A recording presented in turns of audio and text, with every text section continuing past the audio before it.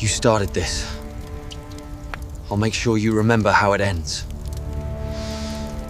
The smell of my wife's overpriced catered shrimp was making me nauseous. But that might have been because I'd just watched her tongue kiss my boss behind the kitchen island. Welcome to the Wilcox family barbecue, where the only thing getting grilled was my marriage. I'm Daniel Wilcox, 39 years old, project manager at Crane Construction, and apparently the last person to know that my wife Samantha has been playing hide the salami with my CEO for the past 6 months. Well, not exactly the last person. Looking around our backyard at the faces of our so-called friends and family, I'm starting to realize that everyone knew except me. Danny! Sam's voice cut through my thoughts like nails on a chalkboard. She was standing by the pool, one manicured hand resting on her still flat stomach, the other wrapped around a glass of sparkling cider. Everyone, can I have your attention, please? The crowd of about 20 people turned toward her. There was her sister Lisa, 34 and sharp as a razor, smirking like she knew something delicious was about to happen. Lisa's 19-year-old daughter Zoe stood nearby, looking uncomfortable in a sundress that probably cost more than my monthly car payment. Sam's best friend Marcy was practically vibrating with excitement, her phone already out and recording. And there was Rick Crane himself, my boss, 48 years old and built like he spent more time at the gym than the office, trying to look casual while standing suspiciously close to my wife. I have some wonderful news to share, Sam continued, her voice carrying that fake sweetness she used when she was about to destroy someone's life. Rick and I are expecting a baby. Homelessness that followed was deafening. I felt every eye in the yard turn to me, waiting for my reaction. Sam's mother, Ruth, the family matriarch and professional guilt tripper, had her hand pressed to her chest like she was having heart palpitations.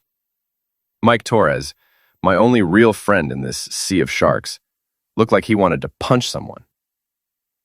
Congratulations, I said, raising my beer bottle. That's quite an announcement. Sam's smile faltered slightly. She'd been expecting tears, maybe begging, possibly a complete breakdown. Instead, I was standing there calm as a lake before a storm.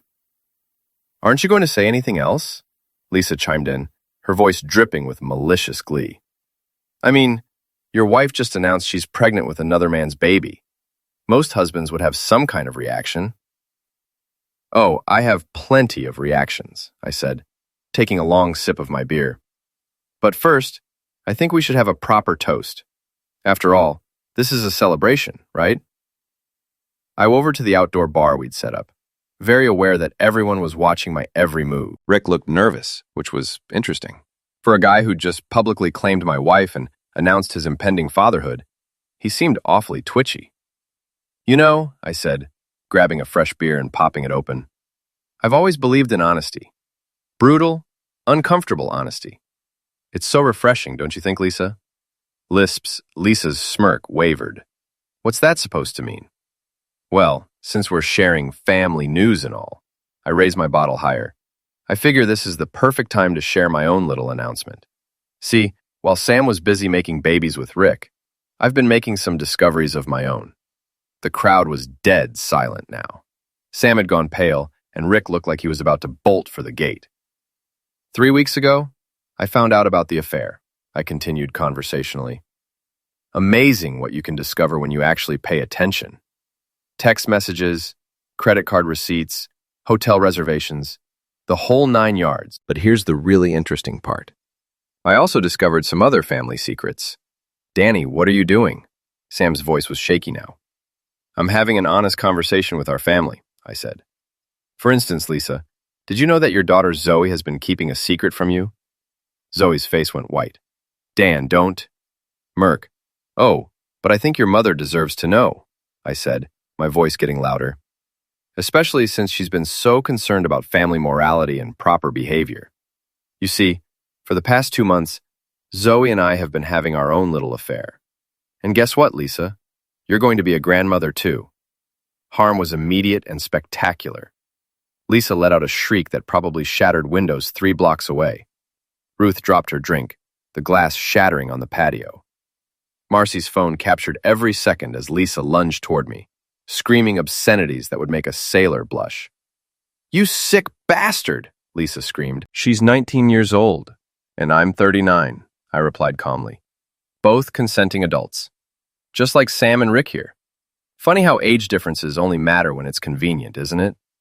Sam was crying now, but whether from shock, anger, or the realization that her dramatic moment had been completely hijacked, I couldn't tell. Rick was backing toward the gate, clearly wanting no part of the chaos he'd helped create. "This is insane," Ruth gasped. "Daniel, how could you do this to our family?" "Your family?" I laughed, and it wasn't a pleasant sound. "Lady, your family destroyed itself. I just provided the soundtrack." That's when Marcy, ever the helpful friend, decided to call the police. Because apparently, a man announcing his own affair at his own house constituted a domestic disturbance. Within minutes, I could hear sirens approaching. "Zoe," I said quietly, extending my hand to her. "We should go." Shields at her mother, who was still screaming, then at Sam, who was sobbing into Rick's shoulder, then at the chaos surrounding us. Without a word, she took my hand. "This isn't over, you psychopath," Lisa shrieked as we headed for the gate. "Oh, but it is," I called back. "At least the part where I pretend to give a single thought about any of you." As we walked out of my own backyard, leaving behind the wreckage of my marriage and Sam's family, I felt lighter than I had in years. The police cars were pulling up to the curb, but I wasn't worried. No laws had been broken. No violence had occurred. Just a family gathering that had gotten a little too honest for everyone's comfort. "Are you okay?" Zoe asked as we got into my truck. "Better than okay," I said, starting the engine. For the first time in months, I feel like myself again. In my rearview mirror, I could see Rick making a phone call, his face grim. Sam was being comforted by her mother, while Lisa continued her tirade to the arriving officers. Marcy was undoubtedly already posting the whole thing on social media. "What happens now?" Zoe asked. "Now?" I pulled away from the curb, leaving the chaos behind. Now we see just how dirty they're willing to play, because something tells me this was just the opening act. The less, I was right about that. What I didn't know was just how vicious things were about to get. 3 days after the party from Nowhere Good, I woke up to find my truck's tires slashed and the word pervert spray painted across my windshield in bright red letters. Apparently, Sam's family had decided to escalate things beyond simple public humiliation. I was standing in my apartment complex's parking lot, drinking coffee and contemplating the artistic merits of vandalism, when my phone buzzed with a text from Mike. "Dude, you need to see the Facebook post. It's bad." 5 minutes later, I was staring at my laptop screen, reading what could only be described as a character assassination masterpiece. Marcy had outdone herself, crafting a narrative that painted me as a predatory monster who had groomed an innocent teenager while psychologically abusing my pregnant wife. The post had already been shared 47 times and was climbing fast. The comments were even better. People I'd known for years, neighbors I'd helped with home repairs, coworkers I'd grabbed drinks with. They were all lining up to throw stones. "Always knew there was something off about that guy," wrote Janet from down the hall. "Poor Sam, having to deal with this while pregnant," added Tom from accounting. My phone rang. Rick's name appeared on the screen. "Wilcox," I answered. "My office. Now." His voice was cold, professional. "I'll be there in an hour. You'll be here in 20 minutes, or you'll be cleaning out your desk." Crimson. I hung up and looked at Zoe, who was sitting on my couch reading the Facebook comments with a mixture of anger and disbelief. "I have to go deal with Rick." Regiment. "Want me to come with you?" Remplamaya. "No, this is something I need to handle alone." I grabbed my keys, then remembered my truck was currently undrivable. "Actually, can I borrow your car?" 25 minutes later, I was sitting across from Rick in his corner office, watching him try to look authoritative while avoiding eye contact. The man who'd been screwing my wife for 6 months was apparently uncomfortable with direct confrontation. "This situation has become untenable," he said, shuffling papers on his desk. "The company can't be associated with this kind of scandal." "Register." "What scandal?" I asked. "A man having an affair with a legal adult? Because last I checked, that's exactly what you've been doing with my wife." His jaw tightened. "That's different." "How?" "Sam, is 36 years old. His now, not 19. Marriage. So, marriage. You age where adultery becomes acceptable. What is it exactly? 25? 30? I want to make sure I understand the moral boundaries here. Romney. Rick leaned back in his chair, finally meeting my eyes. You can make jokes all you want, Wilcox, but the fact is, you're a liability now. I'm offering you a choice. Resign quietly with a decent severance package, or I'll find a reason to fire you and make sure you never work in construction again. I pretended to consider this, letting the silence stretch uncomfortably long. Rick was sweating slightly, despite the air conditioning. Interesting. You know what's funny, Rick? I said finally. I've been going through some old files lately. Amazing what you find when you're not distracted by a failing marriage. What's that supposed to mean? Project last year? The one where we somehow came in 30% under budget? The color drained from his face. I don't know what you're implying. I'm not implying anything. I'm stating facts. Like the fact that you billed the client for premium materials while actually using standard grade. Or the fact that you've been skimming money from the equipment rental budget for 2 years. Or the fact that you've been having affairs with at least 3 other employees besides my wife, which opens the company up to some pretty serious misconduct-related lawsuits. Hands were shaking now. You can't prove any of that. I pulled out my phone and set it on his desk. Actually, I can. Amazing what people will tell you when they think you're just making friendly conversation. Jennifer from HR was particularly chatty about your performance reviews in the supply closet. What do you want? I want you to leave me alone. I want you to call off whatever campaign you and Sam are planning, and I want you to stay the heck away from me and Zoe. And if I don't? Stood up, pocketing my phone. Then I make some calls to the state licensing board, the Better Business Bureau, and a few journalists I know who love stories about corrupt contractors. Your choice. I was halfway to the door when he spoke again. This isn't over, Wilcox. No, I agreed. It's not. I took the elevator down to the parking garage, feeling pretty good about how that had gone. Rick was neutralized, at least temporarily, and I had enough dirt on him to keep him in line. What I didn't expect was the welcoming committee waiting by Zoe's car. 3 guys I didn't recognize were leaning against the vehicle, and they didn't look like they were there to discuss the weather. The biggest one, a guy who looked like he bench-pressed trucks for fun, straightened up when he saw me. Daniel Wilcox? He asked. Depends who's asking. Someone who thinks you need to learn some manners. I looked around the parking garage. It was after hours, dimly lit, and completely empty except for us. Not ideal circumstances for a philosophical discussion about manners. Let me guess, I said, continuing to walk toward them. Rick sent you. Relinquish. Rick who? Truckbencher replied, but his smirk gave him away. Here's the thing about parking garages, I said conversationally, still walking. They're designed by people like me. Safety regulations, emergency exits, security systems. I know every inch of this place. I was close enough now to see the confusion in their eyes. They'd been expecting fear, maybe begging. Instead, I was giving them a lecture on building codes. For instance, I continued, pulling out my phone, I know that there are security cameras in every corner, including the one that's been recording this conversation.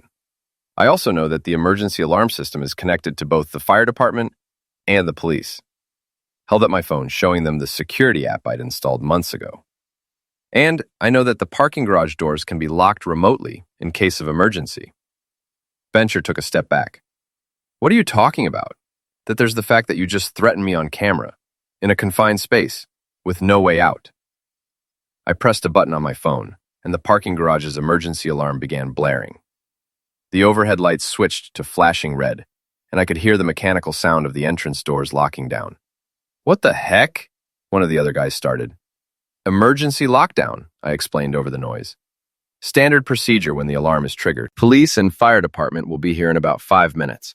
The doors won't open until they arrive and clear the scene. The 3 men looked around frantically, realizing they were trapped. The alarm was deafeningly loud, and the flashing lights were disorienting. You're insane, Truckbencher shouted. No, I'm thorough, I replied. See, the thing about being a project manager is that you learn to think ahead. Plan for contingencies. Anticipate problems. I could hear sirens in the distance now. Here's what's going to happen. The police are going to arrive, review the security footage, and see 3 men threatening an innocent citizen in a parking garage. You'll be arrested for intimidation, conspiracy, and probably a few other charges. Rick will deny knowing you, of course, but I'm betting at least one of you will roll on him to cut a deal. The sirens were getting louder. Truck Bencher was looking around desperately, but there was nowhere to go. The parking garage was a concrete box with one way in and out, and that way was currently sealed. Unless, I said, you'd prefer to tell me who sent you and why. Truck Bencher said quickly. He paid us $500 each to rough you up a little. Nothing serious, just enough to scare you. And you thought this was a good idea? Man, we didn't know you were some kind of criminal mastermind. I laughed. I'm not a criminal mastermind. I'm just a guy who pays attention. The police arrived 2 minutes later, followed by the fire department. I met them at the entrance, explained that I'd triggered the emergency system after being threatened, and provided them with the security footage. The 3 men were arrested on the spot. Rick was going to be very unhappy when he found out his hired muscle had been neutralized so easily. But that was his problem, not mine. I drove home in Zoe's car, already planning my next move. Rick had escalated things by sending goons after me, which meant the gloves were officially off. If he wanted to play dirty, I was more than happy to oblige. But first, I had a phone call to make. Rick's wife deserved to know what kind of man she was married to. Rick's wife, Patricia, agreed to meet me at a coffee shop downtown. She was an elegant woman in her mid-40s, the kind who looked like she spent her mornings at yoga classes and her afternoons organizing charity events. What she didn't look like was someone who knew her husband was a serial cheater and embezzler. I appreciate you calling, she said, settling into the booth across from me. Though I have to admit, I'm not sure what this is about. It's about your husband, I said, and some things I think you should know. I spent the next 20 minutes laying out everything I discovered about Rick's affairs, his financial irregularities, and his recent attempt to have me beaten up in a parking garage. Patricia listened without interrupting, her face growing paler with each revelation. Do you have proof of these allegations? She asked when I finished. I slid a manila envelope across the table. Photos, financial records, recorded conversations. Everything's in there. She opened the envelope and began examining the contents. Her hands were steady, but I could see the fury building in her eyes as she looked through the evidence. The bastard, she said quietly. 22 years of marriage, and this is what I get. I'm sorry you had to find out this way. No, you're not, she said, but there was no malice in her voice. You're trying to destroy him, and you're using me to do it. I don't blame you. If someone had done to me what he's done to you, I'd want revenge, too. So what are you going to do? Patricia closed the envelope and looked at me with a smile that would have made a shark nervous. I'm going to take him for everything he's worth. My divorce attorney is going to have a field day with this. Then there's one more thing, I said. Rick has been using company funds for personal expenses. If you report that to the IRS, they'll freeze his assets during the investigation. Consider it done. Windshield, we shook hands, and I left the coffee shop feeling like I'd just recruited a very dangerous ally. Patricia Crane was about to become Rick's worst nightmare, and he had no idea it was coming. My next stop was the construction site where we were building a new office complex. I needed to have a conversation with some of the workers, particularly the ones who'd been around long enough to witness Rick's various indiscretions. I found Tommy Martinez, one of our senior electricians, taking a smoke break behind the job trailer. Tommy had been with the company for 8 years and had seen everything. Hey, Dan, he said, stubbing out his cigarette. Heard you and the boss had some words. You could say that. Tommy, can I ask you something? Off the record. Sure, man. What's up? The Morrison project last year. You were the electrical contractor on that job, right? Tommy's expression grew cautious. Yeah, why? The materials we used, were they what we billed the client for? Tommy looked around to make sure we were alone, then shook his head. Heck no. Rick had us install standard wire throughout, but the invoices showed premium copper. Saved probably 15 grand on materials alone. Would you be willing to put that in writing? Depends. What's this about? I explained the situation, leaving out some of the more personal details, but making it clear that Rick was trying to force me out of the company to cover up his own crimes. That son of a witch, Tommy said when I finished. Yeah, I'll write it up. Rick's been screwing over workers and clients for years. About time someone called him on it. By the end of the day, I had written statements from 5 different employees detailing Rick's various fraudulent activities. Combined with the financial records I'd copied and the recorded conversations, I had enough evidence to bury him. But I wasn't done yet. Sam and her family were still out there, spreading their poison through social media and word of mouth. It was time to deal with them too. I drove to Lisa's house, a pretentious McMansion in the suburbs that screamed, "I'm trying too hard to look wealthy." Lisa answered the door wearing a bathrobe and a scowl. "What the heck do you want?" she snapped. "To talk. About Zoe. About what happened at the party. About where we go from here." "There's nothing to talk about. You're a sick predator who took advantage of my daughter, and I'm going to make sure everyone knows it." "Is that what Zoe told you? Is that what Zoe had to basically come to best function online? And then I tire with you with everything like? Is that what Zoe told you? I feel like me first work. I mushed for once you think. I just of all the thoughts of these various choice, I think I did of fund and flotion words. And that notes that normally told that what Zoe told you?" Lisa's scowl faltered slightly. "Zoe is confused. You manipulated her." "Why don't we ask her?" I suggested. "Is she here?" "She's not talking to me," Lisa admitted. "She moved out yesterday, said she was going to stay with friends. Actually, Zoe was staying at my apartment, but I didn't see any reason to share that information with Lisa." "Look," I said, "I know you're angry. I know this situation is complicated. But Zoe is an adult, and she made her own choices. Just like Sam made hers. Don't you dare compare my daughter to that hoe sister of mine. So, there was no love lost between the sisters. That could be useful." "You're right," I said. "Zoe is nothing like Sam. She's honest, for one thing. She doesn't sneak around behind people's backs or lie about who she's sleeping with." Lindsay's face was turning red. "Get off my property before I call the police." "Go ahead. I haven't broken any laws. But while you're making phone calls, you might want to call Sam and ask her about the insurance policy she took out on me 6 months ago. The one worth $500,000. Lisa went very still. "What insurance policy?" "One she bought right around the time her affair with Rick started. Funny timing, don't you think?" I could see the wheels turning in Lisa's head. She might hate me, but she wasn't stupid. The implications of what I just told her were sinking in. "You're lying," she said, but her voice lacked conviction. "Am I? Ask her. Better yet, ask Rick. Ask him what the plan was if I'd had an accident on one of his construction sites." I turned to leave, then paused. "Oh, and Lisa, the next time you want to vandalize someone's truck, you might want to make sure there aren't security cameras in the parking lot. The police have some very interesting footage of you and Marcy with spray paint cans." I left her standing in her doorway, mouth hanging open. It was a bluff. I had no idea who had vandalized my truck, but Lisa's reaction told me I'd guessed correctly. My phone buzzed with a text from Mike. "Meet me at Murphy's Bar. We need to talk." Crimson's was a dive bar on the wrong side of town, the kind of place where construction workers went to drink away their frustrations, and nobody asked questions about your personal life. Mike was already there when I arrived, nursing a beer and looking grim. "Sit down," he said. "We've got problems." I ordered a beer and waited for him to continue.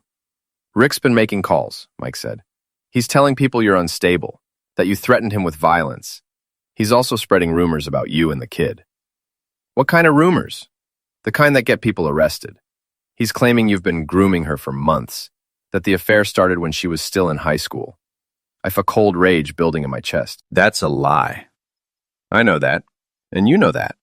But Rick's got people believing it. He's also hired a private investigator to dig up dirt on you." "Let him dig. My conscience is clear." "Is it?" Mike looked at me seriously. "Dan, I've known you for 10 years. You're a good guy, but you're also vindictive as heck when someone crosses you. What exactly are you planning to do to Rick and Sam?" I took a long drink of my beer, considering how much to tell him. Mike was my friend, but He was also a fundamentally decent person, who might try to talk me out of what I was planning. I'm going to destroy them, I said finally. Completely and utterly. Rick's going to lose his business, his wife, and his reputation. Sam's going to lose her job, her family, and her social circle. And they're both going to know that I'm the one who did it to them. Mike was quiet for a long moment. And then what? Then Zoe and I disappear. New city, new life, new beginning. You really think she'll go with you? She's 19, Dan. She's got her whole life ahead of her. We'll see. Mike finished his beer and stood up. I hope you know what you're doing, brother, because once you go down this road, there's no coming back. After he left, I sat alone in the bar, thinking about what he'd said. He was right. I was crossing a line here, moving from self-defense to active revenge. But Rick and Sam had made their choices when they decided to destroy my life. Now they were going to live with the consequences. I pulled out my phone and made a call to the investigative reporter at the local newspaper who'd been sniffing around Rick's business practices for months. It was time to give her the story of a lifetime. The newspaper article hit like a bomb. Local contractor accused of fraud, screamed the headline, followed by 2 full pages of details about Rick's embezzlement, his affairs with employees, and his attempts to intimidate witnesses. The reporter had done her homework, corroborating every claim with multiple sources and documentation. Rick's response was swift and predictable. He hired the most expensive lawyer in town and filed a defamation lawsuit against me, the newspaper, and anyone else he could think of. What he didn't expect was Patricia's counterattack. I was having breakfast with Zoe when my phone rang. Patricia's voice was cheerful, almost musical. Daniel, I wanted to thank you for that information you provided. My attorney filed for divorce yesterday, and we've already frozen Rick's personal and business accounts pending a full audit. How's he taking it? About as well as you'd expect. He's been calling and texting nonstop, alternating between apologies and threats. I forwarded everything to my lawyer. And the IRS investigation? They're very interested in Rick's creative bookkeeping. Apparently, using company funds to pay for hotel rooms with mistresses is frowned upon by the tax authorities. After hanging up, I turned to Zoe, who was reading the newspaper article with obvious satisfaction. Your family's going to blame me for all this, I said. My family can go to heck, she replied without looking up. My mother's been calling me a hoe and a victim in the same breath, and my Aunt Sam is apparently telling people that you brainwashed me with some kind of mind control. They've lost touch with reality. Are you sure you want to stay involved in this?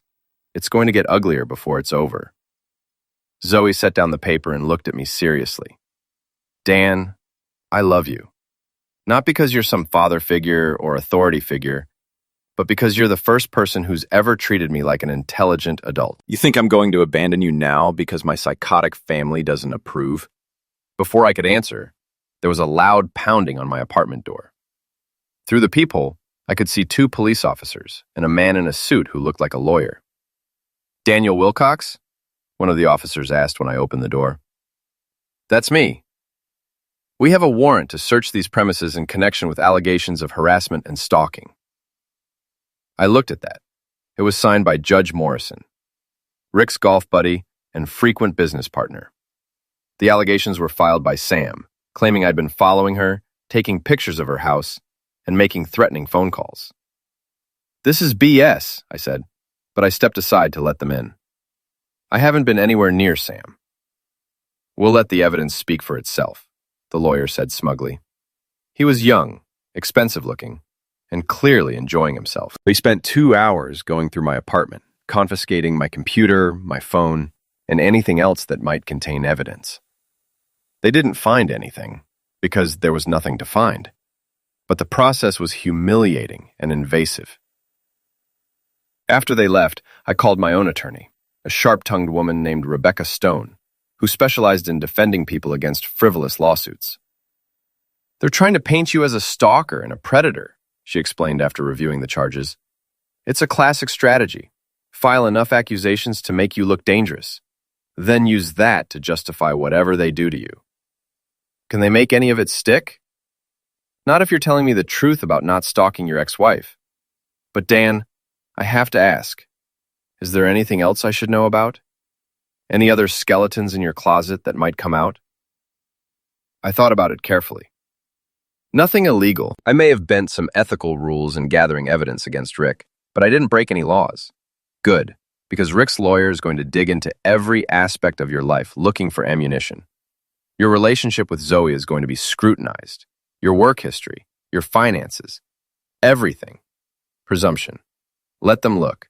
I've got nothing to hide. But even as I said it, I knew that wasn't entirely true. I'd been planning something that would definitely cross the line from legal revenge into something more questionable. The question was whether I was willing to risk everything to see it through. That evening, Zoe and I went to dinner at a restaurant across town, trying to get away from the chaos for a few hours. We were just finishing our meal when Lisa and Marcy walked in, clearly having followed us. There they are, Lisa announced loudly enough for the entire restaurant to hear. The child molester and his victim. Theology. Quartz, every head in the place turned toward us. I could feel the weight of their stares, the whispered conversations starting at nearby tables. We should go, Zoe said quietly. No. I stood up and walked over to Lisa's table. You want to have this conversation in public? Fine, let's have it. Stay away from us, you pervert, Marcy hissed. I'm not the one who followed you here, I pointed out. You came looking for me, remember? We're trying to save my daughter from a predator, Lisa said, her voice carrying across the restaurant. Your daughter is 19 years old, I replied, my voice equally loud. She's legally an adult who can make her own decisions about who she sleeps with. The fact that you can't accept that says more about you than it does about me. You groomed her. You manipulated her. When? I barely spoke to Zoe before 2 months ago. We met at your house during a family dinner, had a conversation about her college plans, and discovered we had things in common. She contacted me first, she initiated our relationship, and she's the one who decided to move in with me. Where exactly does the grooming fit into that timeline? Lisa's face was turning purple. You're lying! Am I? Zoe, tell your mother the truth. Who made the first move in our relationship? Zoe had joined us by this point, and every eye in the restaurant was on her. I did, she said clearly. I called Dan first. I asked him out first, and I was the one who suggested we sleep together. My mother is having trouble accepting that I'm an adult who can make my own choices. You don't know what you're saying, Lisa pleaded. He's manipulated you, confused you. The only person who's trying to manipulate me is you, Zoe shot back. You've been controlling every aspect of my life for 19 years, and now you're angry because I finally found someone who treats me like an equal instead of a child. Restaurant had gone completely silent. Even the waitstaff had stopped what they were doing to watch the drama unfold. This isn't over, Lisa said, grabbing Marcy's arm. We're going to expose you for what you really are. Go ahead, I said. But while you're busy playing detective, you might want to ask yourself why your sister took out a life insurance policy on me right before she started screwing my boss. And you might want to ask Rick what the plan was if I'd had an accident on one of his construction sites. Lisa went very still. What are you talking about? Ask Sam about the policy. Ask her about the conversations she had with Rick about getting me out of the way permanently. Ask her why she's been so confident that this whole situation would resolve itself in her favor. I could see the doubt creeping into Lisa's eyes. She might hate me, but she wasn't stupid, and the implications of what I was suggesting were starting to sink in. You're lying, she said, but her voice lacked conviction. Am I? Then why don't you call Sam right now and ask her about it?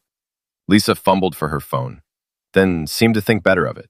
Without another word, she and Marcy left the restaurant, leaving behind a room full of very interested diners who had just witnessed a real-life soap opera. That was risky, Zoe said as we walked back to our table. Maybe, but I'm tired of playing defense. It's time to go on the attack. What I didn't tell her was that the insurance policy story was mostly a bluff. Sam had taken out a policy on me, but it was a standard life insurance policy that any married couple might have. The sinister implications I'd suggested were pure speculation on my part, but judging by Lisa's reaction, I'd hit closer to the truth than I'd expected. And that gave me an idea for how to bring this whole thing to a head.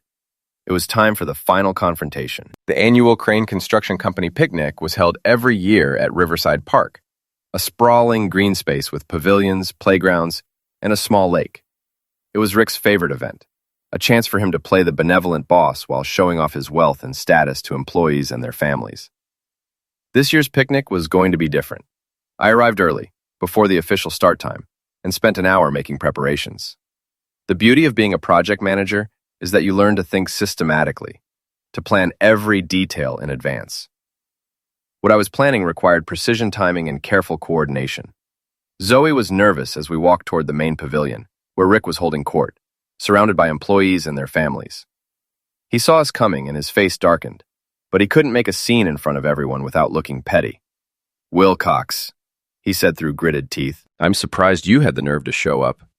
"Wouldn't miss it for the world," I replied cheerfully. After all, this might be the last company picnic for a while. Rick's smile faltered. "What's that supposed to mean?" "Oh, you haven't heard? The state licensing board is conducting an investigation into your business practices. Something about fraudulent billing and unsafe working conditions. I'm sure it's nothing serious." That was a lie. I hadn't contacted the licensing board yet. But Rick didn't know that. I could see the panic starting to build in his eyes. "You son of a witch," he said quietly. "You think you can destroy me?" "I don't think I can destroy you, Rick. I know I can. In fact, I already have." Before he could respond, I walked over to the pavilion's sound system, where a microphone was set up for announcements. I'd tested it earlier and knew it worked perfectly. "Attention, everyone," I said, my voice carrying across the park. "Can I have your attention, please?" The crowd turned toward me, probably expecting some kind of company announcement or award presentation. Rick was pushing through the crowd, trying to reach me, but he was too far away. For those who don't know me, I'm Dan Wilcox, project manager and soon-to-be former employee. I wanted to take this opportunity to share some important information about our beloved CEO, Rick Crane. Rick had almost reached the pavilion, but Tommy Martinez and two other workers I'd spoken to earlier stepped into his path, blocking his way. Over the past several months, I've discovered some disturbing facts about how this company operates, I continued. Facts that I think you all deserve to know. I pulled out a folder and began reading from the documents inside. For instance, on the Morrison project, Rick billed the client for premium copper wiring, but had us install standard grade, pocketing the $15,000 difference. On the West Side Mall renovation, he charged for structural steel that was never delivered, compromising the safety of the building. Murphyers were spreading through the crowd. These were construction workers who took pride in their craft and their safety standards. The idea that their boss was cutting corners and endangering lives was hitting them hard. But that's not all, I said. Rick has also been using company funds to pay for hotel rooms where he conducts affairs with female employees. Workplace misconduct lawsuits are expensive, so Rick prefers to keep his victims on the payroll, where he can control them. Rick had broken free from the workers blocking him and was charging toward the pavilion, his face purple with rage. "Turn off that microphone," he screamed. "The good news is that the FBI is very interested in Rick's business practices," I continued, speaking faster now. "They'll be conducting raids on all company properties next week, so if anyone has personal items in their lockers, you might want to remove them before then." That was another lie, but it had the desired effect. Panic spread through the crowd as employees began talking frantically among themselves. Rick reached the sound system and lunged for the microphone, but I'd anticipated this. As he grabbed for it, I stepped aside and let him crash into the table where the sound equipment was set up. Speakers squealed with feedback as Rick went down in a tangle of wires and electronic equipment. The crowd erupted in chaos. Some people were laughing at Rick's undignified sprawl. Others were demanding answers about the allegations I'd made. And still others were heading for the parking lot to check on their belongings at work. "You psychotic bastard!" Rick screamed, struggling to untangle himself from the microphone cables. "I'll sue you for everything you're worth." "With what money?" I asked. "Your accounts are frozen, remember?" Patricia's divorce lawyer made sure of that. Rick finally got to his feet, his expensive polo shirt torn and grass-stained. "This isn't over, Wilcox. I'll destroy you." "You already tried that," I said. "How'd that work out for you?" That's when Rick made his biggest mistake of the day. Consumed with rage and humiliation, he took a swing at me. I'd been expecting this. Rick was the kind of man who resorted to violence when his other power plays failed. I ducked easily under his wild punch and let his momentum carry him past me. As he stumbled by, I stuck out my foot and sent him sprawling face first into the lake. The crowd went wild. Rick surfaced, sputtering and covered in algae, while someone's phone captured every second of his humiliation. By evening, the video would be all over social media. Anyone else want to discuss my employment status? I asked the crowd. Nobody did. In fact, most of them were too busy laughing or filming Rick's attempts to climb out of the lake with some dignity intact. Zoe and I left the park hand in hand, walking past Rick's expensive BMW in the parking lot. I'd saved the best surprise for last. Earlier that morning, I'd arranged for a tow truck to repossess the car due to non-payment of loans.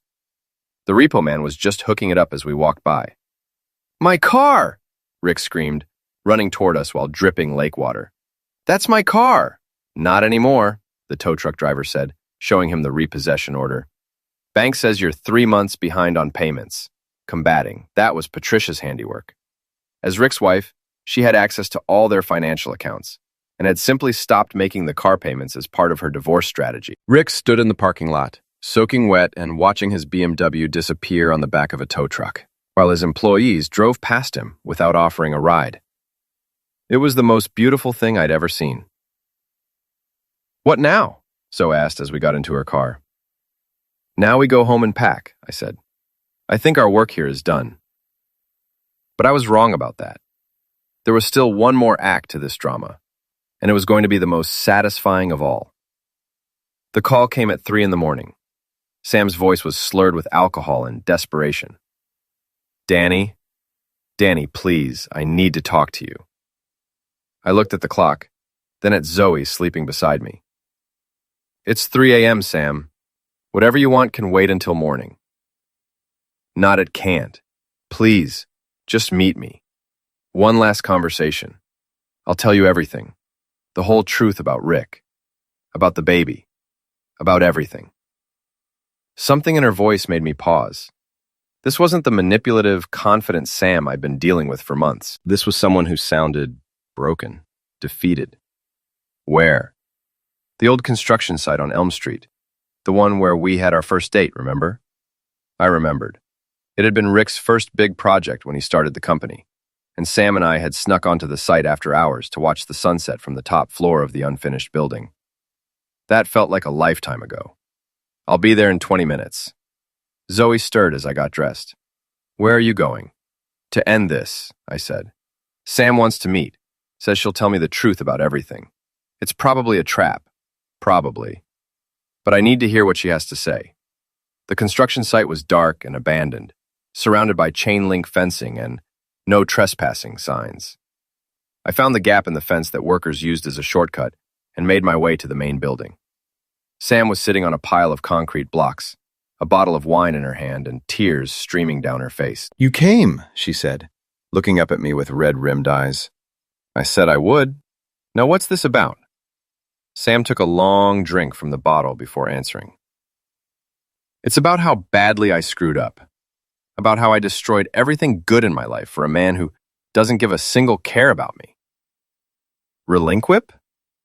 "Rick." She spat the name like it tasted bad.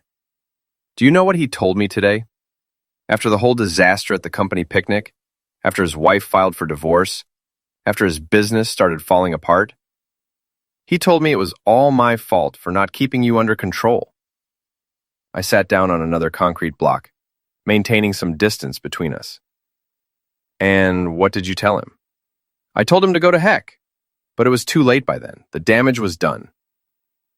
She looked at me with something that might have been regret. "Danny, I need you to know something. The baby, it's not Rick's." That caught me off guard. "What?" "It's not Rick's baby. It never was."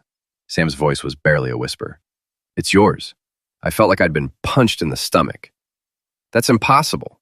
We haven't slept together in months." "We did. 3 months ago, that night when I came home drunk from Marcy's party. You probably don't even remember. You were half asleep, and I was so drunk I could barely stand. But it happened. I did remember that night, vaguely.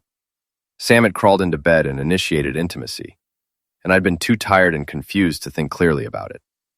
The next morning, she'd acted like nothing had happened. Why did you tell everyone it was Rick's? Because I was already having the affair, and I thought it would be easier. I thought you'd just accept it, and we could get divorced quietly. I never expected you to fight back the way you did. So why tell me the truth now? Sam laughed bitterly. Because Rick dumped me today. Told me he couldn't afford to be associated with someone as toxic as me. 24 hours ago, I thought I was going to be the wife of a successful businessman. Now I'm unemployed, pregnant, and alone. Menstrual. I sat in silence, processing this information. If the baby was really mine, it changed everything. Not my feelings about Sam, those were dead and buried, but my responsibilities going forward. There's something else, Sam continued. The insurance policy you mentioned at the restaurant. You were right about that too. What do you mean? Rick did suggest that it would be convenient if you had an accident. He never said it directly, but he made it clear that a lot of our problems would be solved if you were out of the picture. Permanently. Relinquent chill run down my spine. And what did you say to that? I said I'd think about it. Sam's voice was so quiet, I could barely hear her. God help me, Danny. I actually considered it. For about 5 minutes, I thought about how much easier everything would be if you just disappeared. But you didn't go through with it. No. Because despite everything that's happened between us, despite how much I've grown to resent you over the years, I'm not a butcher. I'm a cheater and a liar and probably a dozen other terrible things. But I'm not a butcher. We sat in silence for several minutes, both lost in our own thoughts. Finally, Sam spoke again. What happens now? Now you get help, I said. You stop drinking, you take care of yourself and the baby, and you figure out how to rebuild your life without destroying other people in the process. And us? There is no us, Sam. There hasn't been for a long time. But if the baby is mine, I'll take responsibility for that. Sam nodded, tears flowing freely now. I know I don't deserve it, but can you ever forgive me? I thought about that question for a long moment. I don't know. Maybe someday, but not today. I stood up to leave, then turned back. Sam, get some help. Real help. You can't keep living like this. I know, she whispered. I know. I left her sitting there in the darkness and drove home to Zoe, who was waiting up for me despite the late hour. How did it go? She asked. I told her everything. About the baby, about Rick's suggestion that I have an accident, about Sam's breakdown and confession. So what does this mean for us? Zoe asked when I finished. It means I'm going to be a father, I said. It means I have responsibilities I can't walk away from, even if I want to. And it means our plans to leave town are on hold and slims. For now, at least until the baby is born and I can figure out custody arrangements. Zoe was quiet for a long moment. You know, when I started this relationship with you, I thought I was getting a simple romance with an older man. I didn't sign up for baby mama drama and attempted homicide plots. I know, if you want to walk away, I'll understand. She looked at me with a smile that made my heart skip a beat. Are you kidding? This is the most interesting my life has ever been. Besides, someone needs to keep you from getting yourself ended. Construction company went bankrupt amid a flurry of lawsuits and criminal investigations. He ended up pleading guilty to tax evasion and fraud charges, receiving a 2-year prison sentence and a hefty fine. Patricia took him for everything he had left in the divorce. Sam gave birth to a healthy baby boy who looked exactly like me. She'd gotten sober during the pregnancy and was working as a waitress while living with her mother. We worked out a custody arrangement that gave me regular visitation rights without requiring us to interact more than necessary. Lisa never apologized for her behavior, but she did stop harassing us after the DNA test confirmed I was the baby's father. Marcy moved to another state after her own marriage fell apart in the wake of the scandal. Zoe and I moved into a larger apartment to accommodate the new reality of our lives. She enrolled in college and started working toward a degree in business management, while I found a job with a reputable construction company that actually followed safety regulations and paid their taxes. On a warm Saturday morning, exactly 1 year after the disastrous family barbecue that started this whole mess. I was sitting in my living room watching Zoe play with my son, while the morning news played in the background. In other news, the anchor was saying, former construction company owner Richard Crane was released from prison today after serving 18 months of his sentence. Crane's company went bankrupt last year amid allegations of fraud and corruption. I picked up the remote and turned off the TV. Rick's story was over, and so was mine. I'd gotten my revenge, protected the people I cared about, and somehow managed to build a new life from the wreckage of my old one. "What are you thinking about?" Zoe asked, looking up from where she was making silly faces at the baby. "Just how strange life can be," I said. "A year ago, I thought I knew exactly how my story was going to end. Turns out, I was completely wrong. Are you disappointed?" Looked around the room at the woman I loved and the son I'd never expected to have. At the life I'd built from the ashes of betrayal and revenge. Not even a little bit. Outside, it started to rain, but inside our little apartment, everything was warm and bright and full of possibility. Rick and Sam were part of my past now, relegated to cautionary tales I might tell someday, when my son was old enough to understand them. As for me, I was exactly where I was supposed to be.